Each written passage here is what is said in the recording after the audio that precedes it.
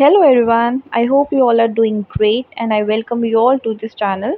जैसे कि आप टाइटल एंड ये फ़ोटो से समझ ही गए होंगे कि वीडियो किसके ऊपर होगी। Before starting I would like to tell you a small back story.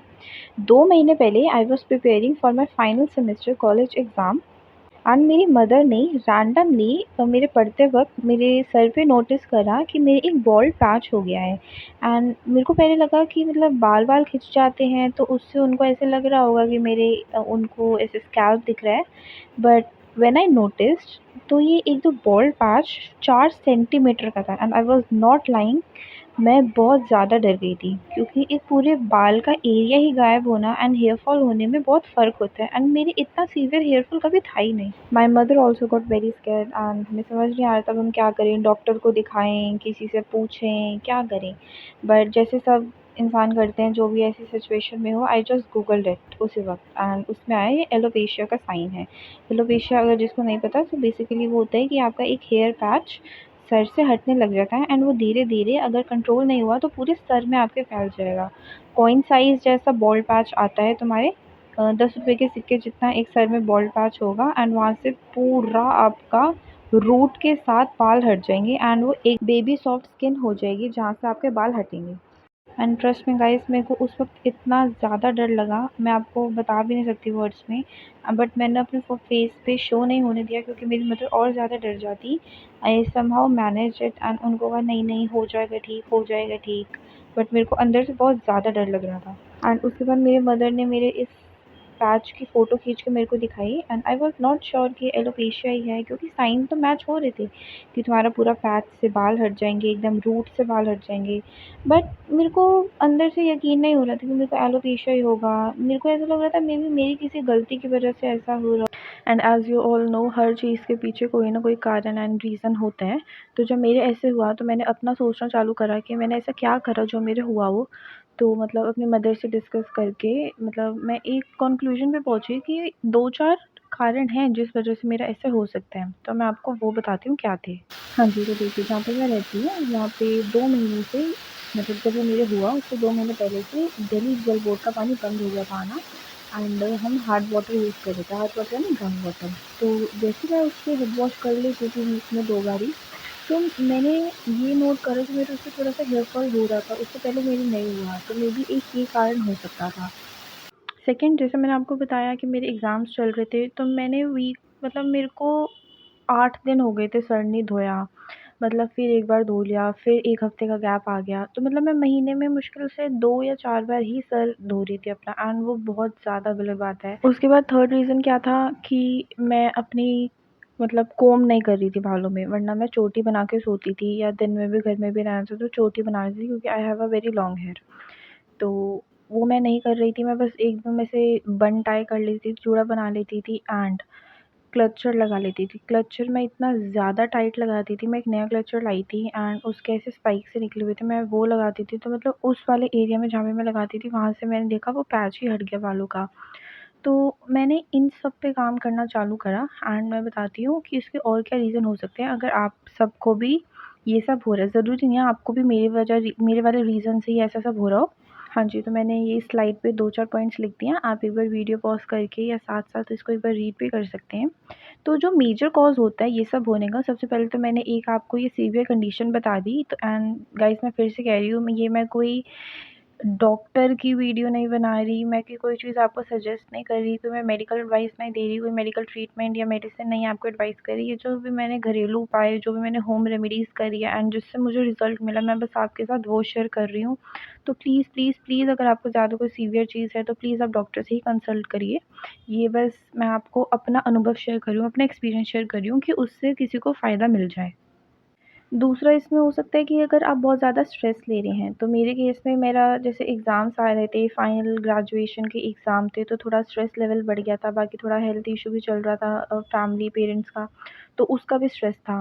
And maybe आपके साथ भी कारण हो जिस वजह से आपको कहते हैं कि अगर स्ट्रेस है तो उससे कई बीमारियाँ वैसे ही लग जाती है, तो हेयर फॉल होने लग जाता है, आपके डार्क सर्कल्स आ जाएँगे, बहुत सारे रीज़न्स होते हैं, आपकी स्किन पे रिफ्लेक्ट होता है वो। एंड थर्ड रीज़न हो सकता है इस चीज़ का कि न्यूट्रिएंट्स आप प्रॉपर नहीं ले रहे, आप प्रॉपर डाइट नहीं ले रहे, आप वाटर का इंटेक नहीं कर रहे, आपको आपकी जो बॉडी को न्यूट्रिएंट्स चाहिए आप वो नहीं खा रहे। लाइक आप आयरन की आप में कमी है, विटामिन डी की कमी है, तो ये सारे फैक्टर भी हेयर फॉल कॉज़ करते हैं। एंड अगर सीवियर हो जाए तो वो पैच भी उसमें आ सकता है आपके सर में। And other important reason is may be आपको कोई फंगल इन्फेक्शन ना हो गया हो, मतलब आपने अपना सर बहुत टाइम से वॉश ना करा हो, आपके स्कैल्प पे कुछ एक्यूमुलेट हो गया हो, may be dandruff, may be कुछ भी ऑयल सीबम जो भी हमारा सर रिलीज़ करता है, आप उसको अच्छे से वॉश नहीं कर रहे हो तो वो बिल्डअप हो जाता है, उससे फंगल इन्फेक्शन हो जाता है। एंड वो जो फंगल इन्फेक्शन है वो आपकी रूट्स खा जाता है एंड उस वाली जगह से आपके पैचेस आना स्टार्ट हो जाते हैं।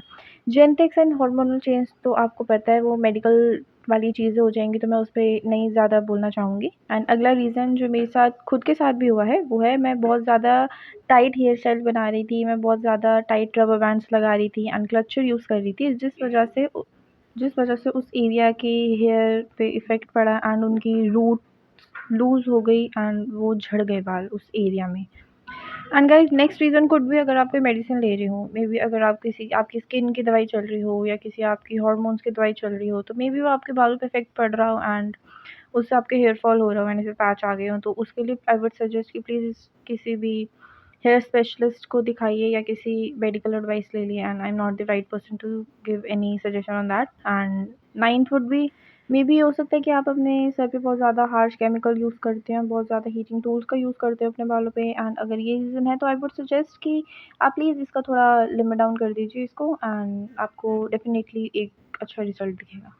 And here comes the most important part of the video जिसका आप सब वेट कर रहे होंगे कि what exactly I did and मैंने एग्जैक्टली कैसे ठीक करा, इसको बता दिया कैसे हुआ, बट ठीक क्या करा एंड आप लोग कैसे ठीक कर सकते हैं अगर आपको भी ये सब हो रहा है। तो देखिए गाइस, मैं आपको पहले बता दूँ मैंने कोई इसमें डॉक्टर की सलाह नहीं ली, मैं किसी भी स्पेशलिस्ट के पास नहीं गई, मैंने किसी भी आस-पड़ोस, दोस्त यारों से नहीं पूछा, ना मैंने किसी गूगल की हेल्प ली, चैट जीपीटी की हेल्प ली कि मेरे ऐसे-ऐसे हो गया and what should I do, मैंने ऐसा कुछ भी नहीं करा। तो जो भी मैं आपको बताऊँगी वो सब मैं अपने पर्सनल एक्सपीरियंस से बताऊँगी एंड जो मेरे को सूट करा, जिससे मेरे को रिज़ल्ट दिखे। एंड प्रूफ़ के लिए I am also attaching the photos and अगर आप कहेंगे तो मैं एक पूरी वीडियो अलग से डाल दूँगी जिसमें मेरे बाल दिखाए गए हैं कि कैसे था पहले एंड कैसे नहीं, पूरा उसका मैंने पाइल अप बनाया हुआ है। मतलब मैं हर डे एक फ़ोटो खींचती थी, तो आप कहेंगे तो मैं वो भी डाल दूँगी। मतलब मैंने फ़ोटो रेफ़रेंस के लिए तो ऐड कर ही दी है जिससे आपको दिखे कि रिज़ल्ट आया है। एंड सबसे पहली एंड मोस्ट इम्पॉर्टेंट चीज़ जो मैंने करी थी, मैंने जब मुझे पता चला तो मैंने उस एरिया को टच करना बंद कर दिया था बिल्कुल। एंड मैं उस पे क्या करती थी, दिन में 2 बार कोकोनट ऑयल वार्म करके, मतलब गैस पे हल्का सा वार्म करके, आप माइक्रोवेव भी कर सकते हैं 10 सेकंड्स के लिए कि जितना आपकी फिंगर वो हीट सहन कर पाए। कोई या फिर आप अपने पाम पे भी रब करके थोड़ा हीट जनरेट हो जाए, तो आप उसको अपने स्कैल्प पे, नॉट एग्ज़ैक्टली स्कैल्प, अगर आपको पूरा लगाना हो तो आप लगा सकते हैं, नहीं तो उस पैच वाले एरिया पे ही आप उसको अपने फिंगर से टैप, टैप, टैप करके ऐसे दिन में 2 से 3 बार कर सकते हैं। एंड उसके बाद आप अपना आराम से कोई भी व्हाइट टूथ वाला कोम्ब लेके अपने बाल को डिटैंगल कर लीजिए, कंघी कर लीजिए अच्छे से। अगर आपके पास वुडन कोम्ब है तो वो ले लीजिए, नहीं है तो आप प्लास्टिक वाला जिसके बड़े दाँत होते हैं उस वाले कंघी से आप अपने मतलब बाल सुलझा लीजिए एंड एक चोटी बना लीजिए। मैं हेयर टाई लगाने को आपको मना करूँगी, मतलब सीधा आप पोनीटेल कर लीजिए ऐसा मैं नहीं कहूँगी, या फिर बन बना लीजिए, क्लचर लगा लीजिए, क्योंकि अभी हमें अपने स्कैल्प को आराम देना है। वो ऑलरेडी बेचारा बहुत दुःख में है तभी उसको ऐसा सब हुआ, तो हमें उसको आराम देना है। इसलिए आई वुड सजेस्ट कि आप ढीली-सी चोटी बना लीजिए या उतनी टाइट बना लीजिए कि आपको दर्द ना हो। आप स्लाइड से एक बार पढ़ भी सकते हैं, जो-जो मैंने लिखा है आपको अच्छे से पता भी चल जाएगा। आप ऑयलिंग करिए, टाइट रबर बैंड या क्लचर्स यूज़ मत करिए एंड डेली कोम्ब करिए, हो सके तो दिन में 2 बार कर लीजिए। एंड प्लीज़ टाइट-टाइट कंघी से मत करना कि आपके सर पे और थोड़ा निशान पड़ जाएँ, एकदम उसको हमें आराम देना है अपने पैच को। कोकोनट ऑयल के साथ-साथ मेरी मदर ने एक और मेरे लिए होममेड ऑयल तैयार किया था, जो मैं लगाती थी, मतलब हफ़्ते में 2 बार ही लगाती थी, ज़्यादा नहीं लगाती थी क्योंकि वो गर्म होता था। अगर आप चाहेंगे तो मैं आपको उसकी भी रेसिपी दे दूँगी। मैंने इसमें इसलिए इंक्लूड नहीं करा क्योंकि मैं वीडियो एकदम शॉर्ट एंड क्रिस्प रखना चाहती थी। मेरी अगली सजेशन आपको रहेगी कि आप, जैसे मेरी राइट साइड हुआ था तो मैं अवॉइड करती थी कि लेफ्ट, मतलब राइट साइड की तरफ ऐसे टेढ़ा होके सोना। या तो मैं सीधा सोती थी मतलब बैक की तरफ, या फिर मैं एकदम उल्टे हाथ की तरफ सोती थी कि मेरे जो जहाँ पे पैच है राइट साइड वहाँ पे दबाव ना पड़े। मतलब यार जब तक पता ना हो तो जब तक तो तुम केयरलेस रहते ही हो। मतलब एक बार पता चल जाए तो वो तुम्हारी ड्यूटी बन जाती है कि तुम्हें उसको इतना ध्यान रखो कि आगे चीज़ ना बढ़ जाए। तो इसलिए मैं उसपे सोती भी नहीं थी कि वो माय नेक्स्ट दबाव ना सजेशन पड़े, वुड मे बी बी आप उसके उसको स्क्रैच क्यूटिकल्स मत या जो करिए, मतलब नया उसको बाल खुजलाइए आ मत। रहा है आपको अगर उसपे ख़ारिश हो रही है बिल्कुल या भी आपको दबाव खुजली ना हो रही पड़े है तो और वो प्लीज़ टूट आप ना उस पे जाए। अपने नेल्स के थ्रू या किसी भी टाइट या रफ़ चीज़ के थ्रू उस पे आप मत करिए कि आप कंघी लेके उस पे खरोंचने लग जाएँ, ऐसे मत करिएगा। मैं तो कह रही हूँ आप टच भी मत करिए, आप देखिएगा कितनी जल्दी आपको इसमें आराम मिलेगा। अगर फिर भी आपके बहुत ज़्यादा जलन या खुजली हो रही है तो आई वुड सजेस्ट कि आप ऑयल लगा लीजिए वहाँ पे, हल्का-हल्का रब कर लीजिए, या फिर aloe vera gel, natural aloe vera gel की एक पत्ती काट के उसको आप रब करिएगा तो बहुत आपको उसमें रिज़ल्ट दिखेगा। नेक्स्ट चीज़ आई थिंक सबको ही पता होगी बट मैं मेंशन कर देती हूँ कि अपने जो कोम या फिर जो आपके टाल्स होते हैं, टॉवल्स होते हैं, उसको प्लीज़ शेयर मत करिए। थोड़ा पर्सनल हाइजीन वाला मामला ही है। अब तक आप लोग करते होंगे तो ठीक है, बट अब मत करिएगा क्योंकि आपके भी इन्फेक्शन हो गया है, मे बी किसी और के ना हो जाए, तो आपके लिए भी सही रहेगा कि आप अगर शेयर ना करें। आपके लिए I am also attaching photos. आप एकदम अच्छे से देख सकते हैं कि मेरे को 1 मंथ के बाद ऐसा मेरा को स्कैल्प दिख रहा था। पहले बिल्कुल एक बॉल्ड पैच था, एक 10 रुपए के सिक्के के साइज़ जितना, 4 सेंटीमीटर जितना था वो। एंड आफ्टर 2 मंथ्स आप देख सकते हैं बिल्कुल वो कवर हो गया है, एकदम ब्लैक हो गया है वो पार्ट।